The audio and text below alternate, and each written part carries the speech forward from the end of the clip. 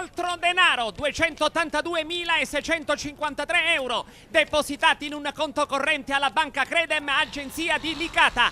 Sequestrato. Nel mirino è ancora Giuseppe Gabriele, già capo dell'ufficio tecnico comunale di Lampedusa. E altri 112.500 euro sono stati scoperti e sequestrati dalla Guardia di Finanza lo scorso 28 marzo. I soldi sono saltati fuori da un cassetto della scrivania in un appartamento in uso allo stesso Giuseppe Gabriele, 51 anni di età.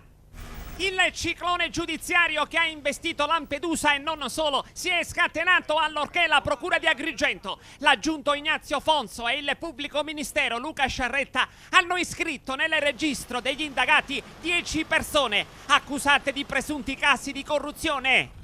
Concessioni e autorizzazioni edilizie in zone sottoposte a vincolo paesaggistico e ambientale sarebbero state lubrificate dalle tangenti. A ferro e fuoco dunque il municipio e l'ufficio tecnico comunale di Lampedusa e poi una elite di presunti corruttori privati. I 10 indagati sono il sindaco di Lampedusa Bernardino De Rubeis, il capo dell'UTC Giuseppe Gabriele, il responsabile dello sportello unico per le attività produttive e consulente esterno Gioacchino Giancone, nella foto con Berlusconi. E poi Carmelo D'Agostino, Leonardo Pellegrini, Francesco Cucina, Salvatore Cucina, Deborah Carruba, Alberto La Carruba e Antonio Arnone. La Procura di Agrigento ipotizza una collaudata associazione per delinquere tra corruzione, abuso d'ufficio e falso. Agli atti dell'inchiesta vi sono anche le dichiarazioni di alcuni testimoni che hanno denunciato le presunte proposte corruttive.